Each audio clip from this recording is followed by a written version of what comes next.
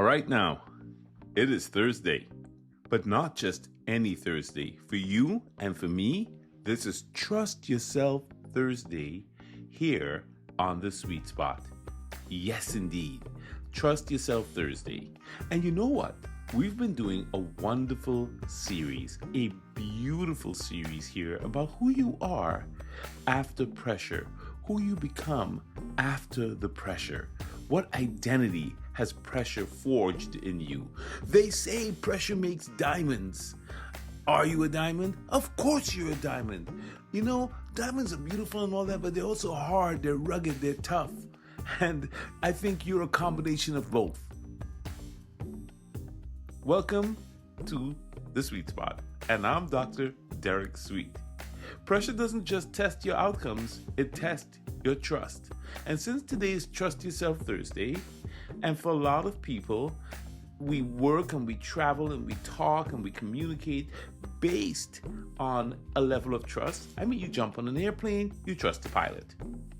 You go on the bus, you trust the bus driver. You sit at the restaurant, you trust the chef. You are using trust every single day, my friend. We both are. It's amazing. And the thing about it is, pressure comes to detect if we're really trusting at a level that makes sense. If we are shaky on our trust, what happens is that the pressure overrides us, we go to panic, and we end up with a lot of issues because we're not ready to handle the level of stress that pressure brings, because we are not believing in a way that allows us to interact and react properly inside the moment of pressure. Does that make sense? Earlier this week, we talked about the stance. We talked about that also last week, about stabilizing where you stand so pressure doesn't rush you into panic. We talked about sequence. We said also that pressure doesn't just change you, it literally narrows how you think and behave if you allow it to create panic. Yesterday, Win It All Wednesday, we said that winning looks different now. And you know what? That's all great. I love pressure because what it does is it tells me if I'm ready for the big moment. And there have been moments where I've not been ready, but I'm ready now because I understand there's a difference between pressure, a difference between stress and anxiety. When I'm faced with a situation, I ask myself, is this pressure or is this stress? And if I'm feeling anxiety, am I under stress or am I under pressure? If I'm under pressure, this is because I perceive that there's something I've got to do and I've got to figure out if I can meet the demand that it's putting on me. If I'm under stress, my whole body is feeling tight and my jaw is clenched. I'm beginning to feel as if I can't handle the situation in front of me. And not only that, if I'm feeling anxiety, I know that I'm not even in the present moment. I'm in the future or I'm in the past. Yeah. And you know what that all boils down to? Can I trust myself? Not the old version of me. Not the version who hadn't been through all of the stuff yet. No. Can I even trust the person I am now? The person that pressure has shaped? The one I'm still getting to know? You know, most people think that self-trust is confidence. I trust myself sounds like I feel sure, I feel strong, I know how this will turn out. But confidence isn't usually what cracks after pressure. Trust is what cracks. And they're not the same thing. Confidence is about your capacity. Can I do this? That's what confidence is, right? Can I do this? Trust is about judgment. Should I? Should I do this? And how? Pressure doesn't just test whether you can perform. No. It tests whether you can read what's really going on accurately. It tests whether your read on reality was even accurate. You trusted people and they didn't show up. Was your read accurate?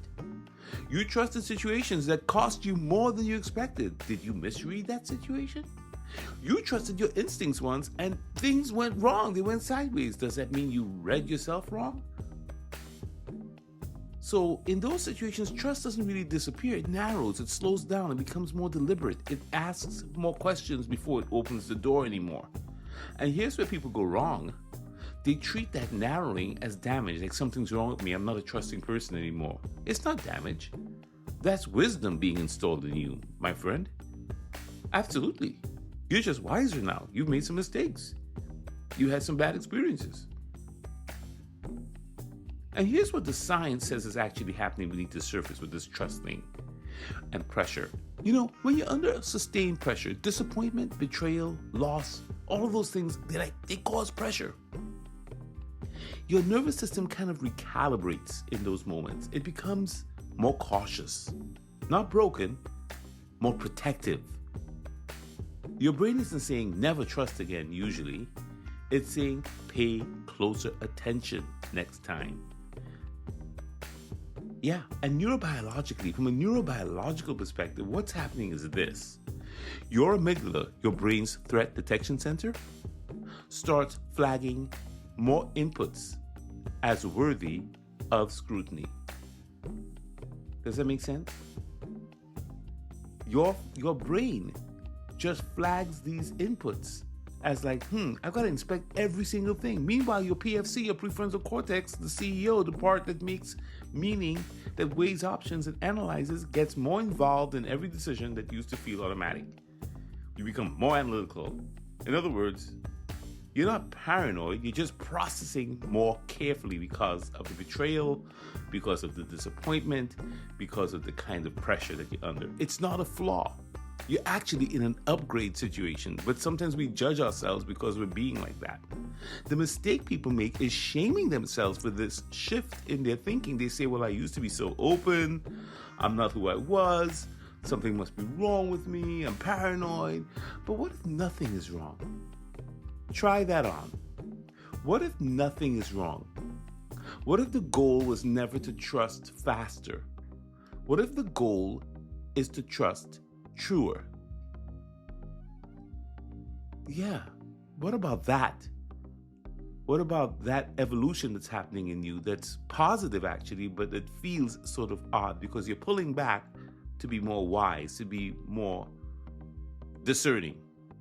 And the ancient wisdom understands this kind of trust very deeply. Think about Ruth in the Word, in the ancient wisdom. Ruth had lost her husband. She had lost so much. Her future was uncertain. Her security was gone. And Naomi, the one person she could follow, tells her, don't follow me. Go back to your people. I have nothing left. My life is bitter. Don't attach yourself to me and my emptiness. Don't go. Think about what Naomi was really saying to Ruth. She was saying, I'm not worth following anymore. I'm not worth hanging out with anymore. She was saying, I can't even see my future, so don't be here. Don't attach yourself to me. And Ruth looks at that woman who has lost sight of her own worth and refuses to leave. That's the part that gets me about that story about Ruth and Naomi. There's a movie about Ruth and I think somewhere, but I don't want to be distracted. Let me go back. So Ruth looks at the situation and she says, look, I'm not going anywhere. Not because she's naive. No. Not because she's in denial about how hard the road will be. No, she sees something in Naomi that Naomi can no longer see in herself. Have you ever been there in a situation where you don't see it in you? You don't think you've got it, but somebody deeply believes in you. Somebody says what Ruth said, one of the most famous lines in the Bible, in the book of Ruth. I think it's chapter 116. She says, where you go, I'll go. Where you live, I'll live. Your people are my people. Your God is my God. That's in Ruth 116 in the Message Bible. Don't worry, I'm definitely going to do the KJV, okay? Tomorrow. So where you go, I'll go. Where you live, I'll live. Your people are my people. Your God is my God. Let's slow that down. Slow it down. What's going on here? What is Ruth saying? A woman who's faced loss, a woman who's being told, go your own way. She doesn't say, I know this will work out. She didn't have any kind of like false hope. She doesn't say, I won't get hurt again. She says, I belong with you. I belong with you. That's not blind optimism, my friend.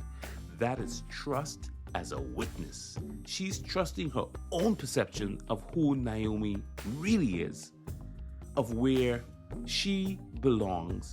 And even when the person she's choosing has lost sight of their own value, she sticks with that. Have you ever faced or been around that kind of loyalty? Somebody who sticks with you no matter what? Especially in a pressurized situation, you value those things when you feel them and experience them. So yeah, after the pressure, post-pressure trust, post-pressure trust doesn't require that the other person be a whole person. It doesn't demand any guarantees. It says, you know what? I see what's real here. I know what's going on here, and I'm choosing on purpose to trust and to walk with you and to be loyal to you anyway.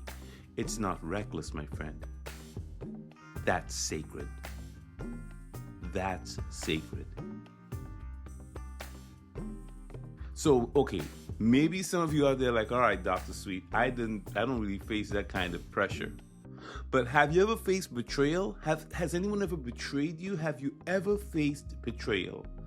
Betrayal can hit us a little different, right? Because betrayal doesn't break circumstances. It breaks your confidence in your own judgment.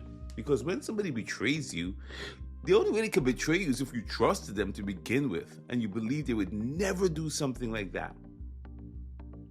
You picked that person. You were the one who believed that promise. And facts, you opened the door. And now, when someone tells you, oh, just trust again, oh, don't worry, just trust again, something inside of you is like, H-E, you know what? No. I'm not doing it again. You tighten up. And I want to name that for what it is. That tightening is not always bitterness. I call it discernment under construction. Because trust after betrayal isn't about reopening every door you closed. Not at all. It's about learning which doors deserve keys and which ones just get a window. You're allowed to give access in stages. You're allowed to watch before you invest. That's not being cold. That's being wise. And that's how the pressure can change you, right? So, what does this actually look like in daily life? It looks quieter than it used to. Post-pressure trust doesn't announce itself. It doesn't need applause. It doesn't need to be validated by everyone in the room. It shows up when you stay professional without needing recognition, because you're no longer performing for approval. It shows up when you listen to your fatigue instead of fighting through it, because you've learned that your body tells the truth before your mind does. It shows up when you start watching behavior instead of believing promises, because patterns are more honest than words. I'll say that again. It shows up when you start watching behavior instead of believing promises, because patterns, when you're observing them, they're more honest than words. You're not pulling back from life, sweet spotter. No, you're placing yourself more carefully inside of life. That's not guardedness, that's precision. You're not closing your heart. You're learning where it actually belongs. Does that make sense? Does that make sense? You're learning where your heart belongs. You're not closing it. And that means it can't be available for every single thing, especially if you've been through pressure and betrayal and trust patterns that were not good. right? So let me leave you with something you can use today, okay? You've done great. You've listened. You're in it. You're with me.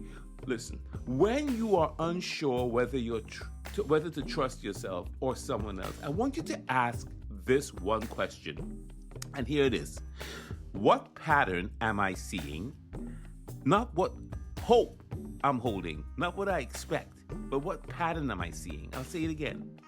What pattern am I seeing? Not what hope I'm holding or what I'm expecting. Hope is beautiful, don't get me wrong, but hope can lie. Hope can lie to you. Hope says maybe this time it'll be different. Maybe they won't do that again. Maybe they'll be okay, that hope says they didn't mean it. Hope says I'm probably overreacting. But you know what? That may be true or not true, but the pattern doesn't lie. If you look at the pattern won't lie to you. Patterns say this is what has happened repeatedly. And when you build trust on patterns, my friend, instead of hope, instead of expectation, something shifts in your nervous system. I'm telling you, I'm a doctor. I love saying that every now and then. Yeah, when you build your trust on patterns instead of hope, something does shift in your nervous system. You stop asking, am I being too cautious?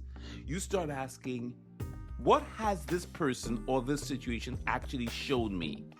You see, because a trust that's rebuilt on patterns is much quieter. It's not as electric, but it definitely lasts. It definitely lasts. And that's an important thing to keep in mind. Okay? And here's the line I want you to carry out of this episode as we wrap up this episode. The old version of trust that you may have been using was really big time. It was loud. It did its thing. It announced itself. I made promises. It moved fast. It did its thing. But now you've been through some stuff. You've had some experience. You're in a post-pressure situation. This is trust after pressure. It doesn't do that. It's real quiet. Like, it's super quiet. Like the older folks that I'm around and the elders in my family and my aunts and uncles and mom, dad, all the folks around me that I learned from, they watch first. They're like watchers. Trust after pressure doesn't it's not loud. It watches first. It lets silence do the work. It doesn't need to convince anyone, including you. Trust after pressure is not louder, it's cleaner. There's something about it. It's very, very clean. That's the thing about post-pressure trust that I want you to grasp. You've been through some things. You've had some pressure. Now you have to trust again. It's a lot cleaner. You're looking for patterns. It doesn't trust easily. And clean trust doesn't really argue. It observes a lot. It makes a choice. It chooses. Clean trust doesn't argue. It observes. It chooses.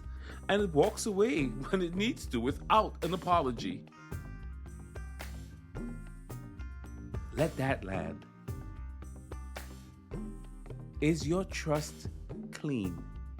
Does it observe? Does it look for patterns first? Does it then make a choice? And does it walk away when it needs to without an apology, without even looking back? Does it have a sequence? We've talked about sequence, how sequence is more important than speed in these things when you're dealing with pressure. You've been listening to The Sweet Spot, my friend, and you've been in Trust Yourself Thursday, and we went deep. We went in. Tomorrow's Sweet Spotter is Finish Strong Friday. And we're going to walk the talk around fatigue. Not as weakness, not as failure, but as a truth-telling kind of moment where we see how fatigue is not what's going to create your limit. It doesn't create the invisible ceiling thing that we talked about before. It reveals the ones you've been living under all along, the ceilings that you've been living under all along. We kind of repeat certain themes here because it's very important that you cross all the T's, dot all the I's, and link the things that are important, okay? All right now, sweet master. Okay, sweet one, my beautiful soul. If today gave you language for why trust feels a bit different now that you're a sweet pattern observer, okay? Why trust feels different now. If something in you just sort of exhaled, subscribe. Subscribe to the sweet spot because the sweet spot is free. And share this with someone who's been rebuilding quietly, someone who needs to understand trust in a little bit of a different way, someone who needs to connect the dots around who they are in the pressure that they're experiencing and how they're going to go about trust. Someone who's been calling themselves guarded when really they've just been learning. You're not damaged. You're discerning. And that's growth. And I'll see you tomorrow. This is Dr. Sweet.